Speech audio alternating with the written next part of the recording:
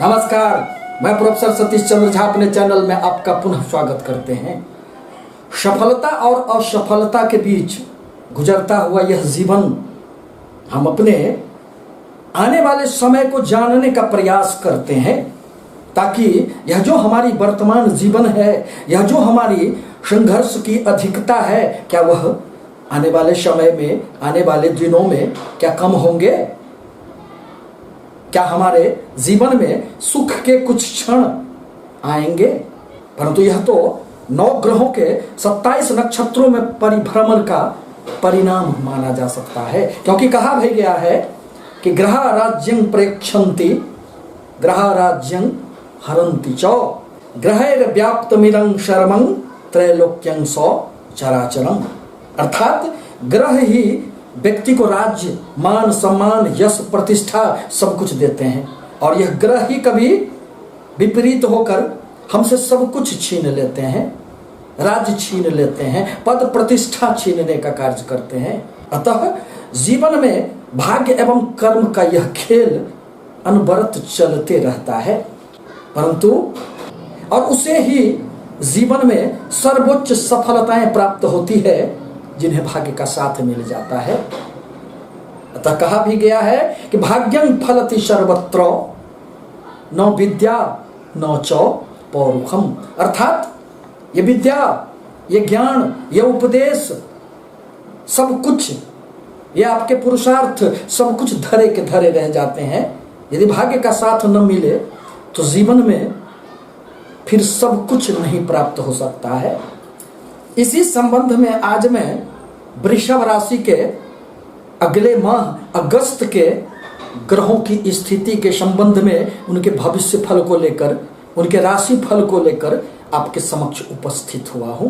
किसी भी प्रकार का सुझाव आपका शिरोधार्य होगा।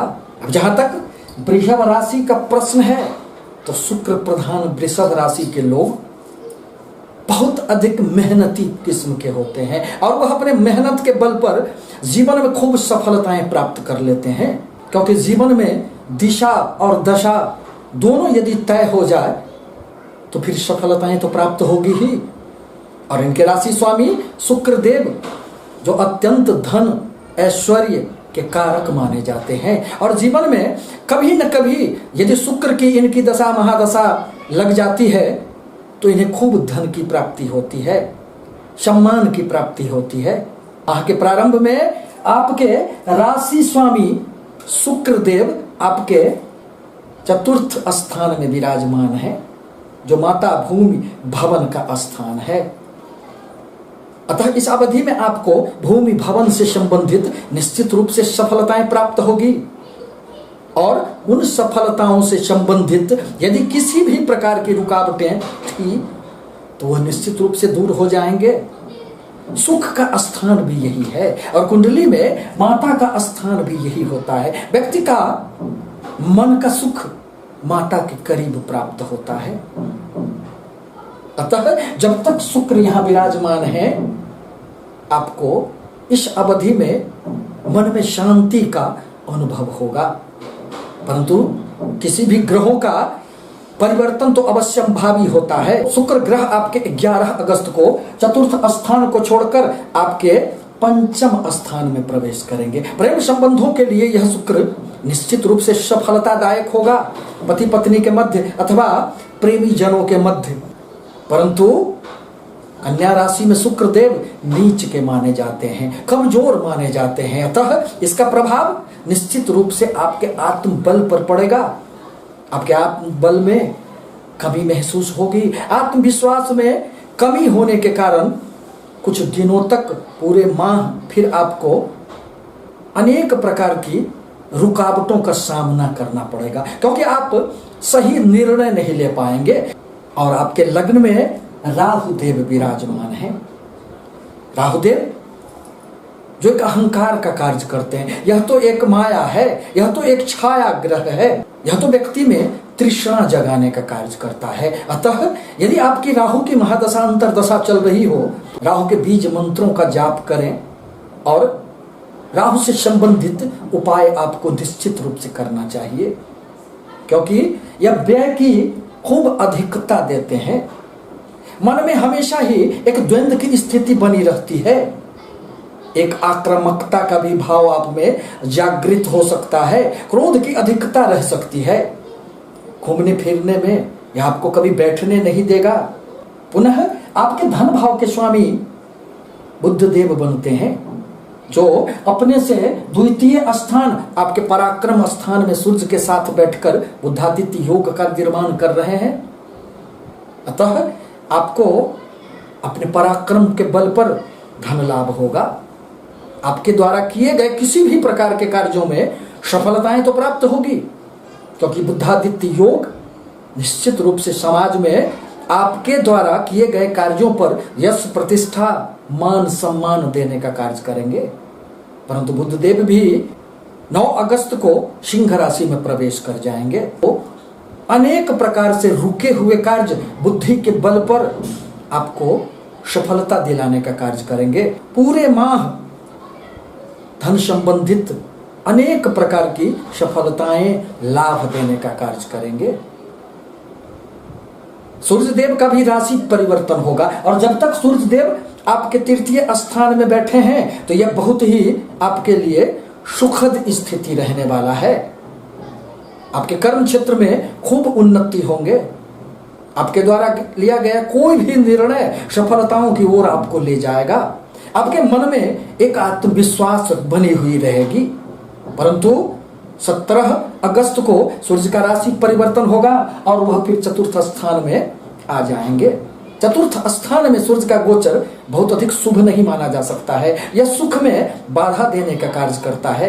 यह स्वास्थ्य में भी अनेक प्रकार की बाधाएं देता है। यदि हृदय रोग से संबंधित आपको कोई भी परेशानी हो तो आपको 17 अगस्त के बाद अपने स्वास्थ्य पर ध्यान रखना होगा। अपने दिनचर्या पर आपको निश्चित रूप से ध्यान रखना होगा। दरअसल आपके चतुर्थ स्थान के स्वामी सूर्य देव ही बनते हैं, और स्वगृही सूर्य देव आकर बहुत अधिक नुकसान तो नहीं करेंगे, परंतु आपकी कुंडली में सूर्य की क्या स्थिति है, बुध की क्या स्थिति है, यह भी देखना आवश्यक होता है। और गोचर तो एक रिसीवर का कार्य करता है। इन सभी बातों को भी देखने की निश्चित रूप से कुंडली में आवश्यकता पड़ती है। और यह तो गोचर कुंडली है, जो एक संभावनाओं का कुंडली है। चतुर्थ स्थान में मंगल देव भी बहुत अधिक शुभ नहीं माने जाते हैं। दरअसल मंगल देव आपके सप्तम व्यापार स्थान एवं द्वादश स्थान के स्वामी बनते हैं। यही तो आपके जीवन में पति पत्नी के मध्य सामंजस्य को संभालने का कार्य करते हैं। और जीवन में जब तक दोनों का साथ न मिले तब तक फिर सफलताएं कहां प्राप्त होती है। अकेले व्यक्ति बहुत दूर तक नहीं चल पाता है, साथी की तो आवश्यकता पड़ती ही है। चाहे वह आपकी धर्मपत्नी हो, आपके कोई मित्र हो, सखा हो, आपके प्रेम हो। परंतु चतुर्थ स्थान में बैठकर मंगल देव की चौथी दृष्टि अब आपके सप्तम स्थान पर पड़ रहे हैं, जहां केतु देव विराजमान हैं। केतु जिस भाव में बैठते हैं उस भाव से संबंधित असंतुष्टि पैदा करने का कार्य करते हैं।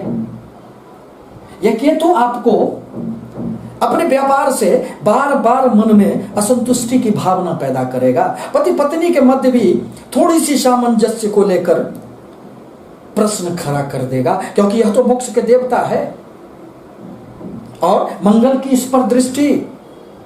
ध्यान रखें कि व्यापारिक गतिविधियों में आप कहीं से भी निश्चित रूप से ठगे जा सकते हैं, अतः उस पर भी आपको ध्यान देना आवश्यक होगा, क्योंकि मंगल एवं केतु की दृष्टि प्रभाव के कारण अपने व्यापार क्षेत्र में आपको संभल कर कार्य करना होगा।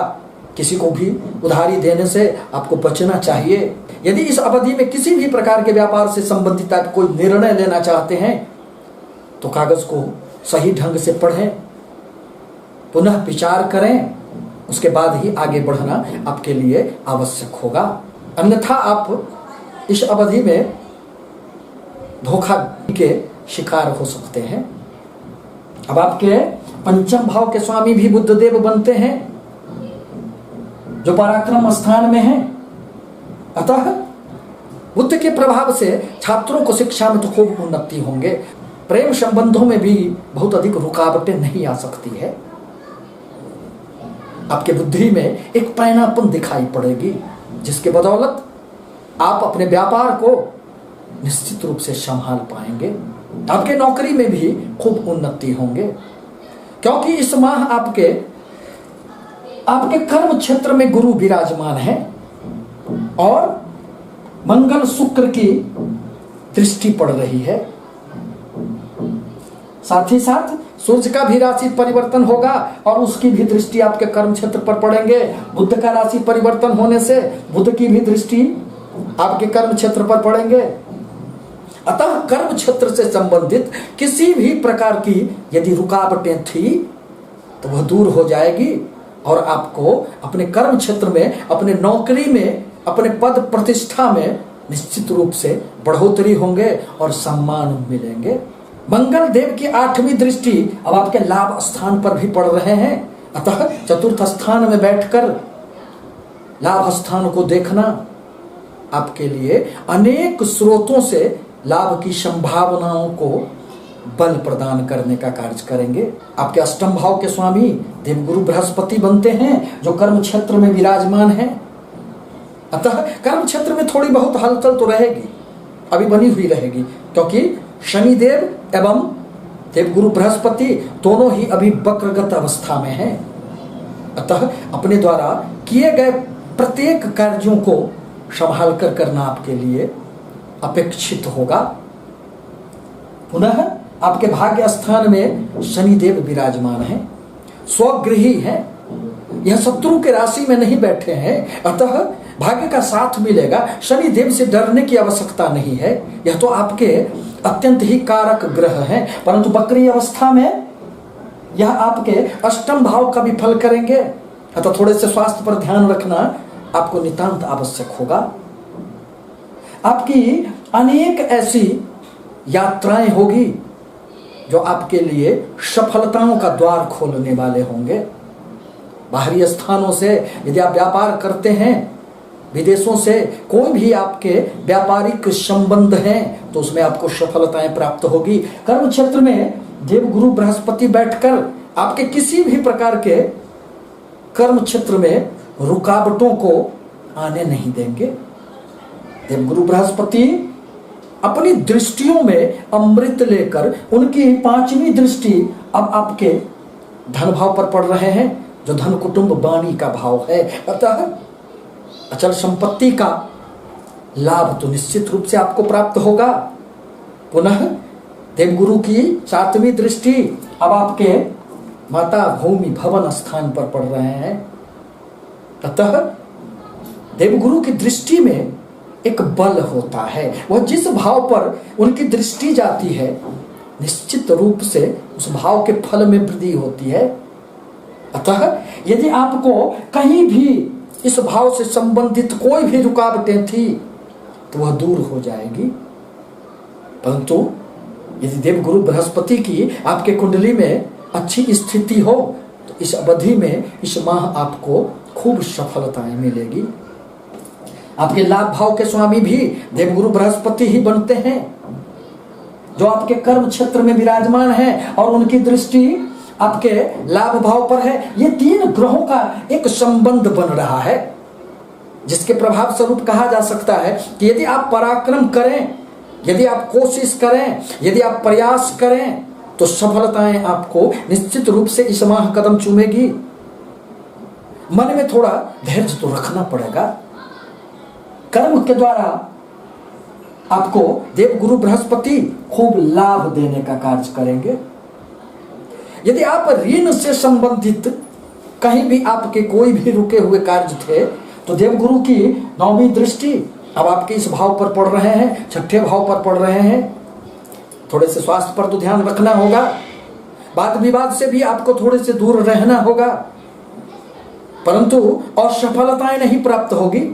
यदि नौकरी के इच्छुक हैं तो आपको नौकरी में देवगुरु की कृपा से सहायताएं निश्चित रूप से इस माह प्राप्त होंगे।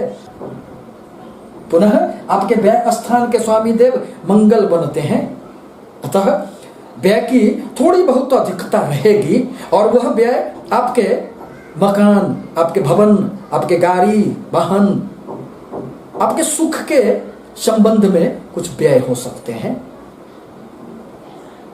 परंतु अपने मन पर आपको नियंत्रण रखना चाहिए, क्योंकि मन के हारे हार है, मन के जीते जीत। जीवन में सफलता असफलता तो चलते ही रहता है और बिना अर्थ का जीवन में कुछ भी प्राप्त नहीं होता है।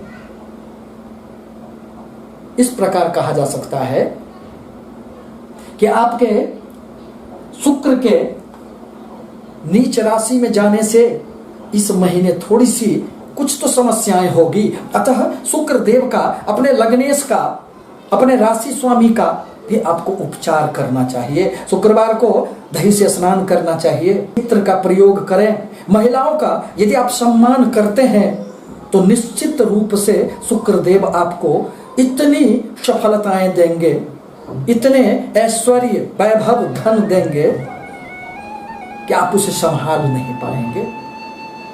प्रेम के कारक भी तो यही शुक्र देव होते हैं। ये निवेदन है कि हमारे चैनल को लाइक करें, सब्सक्राइब करें, ताकि मैं अपने विचारों से आपको अवगत कराता रहूं। धन्यवाद।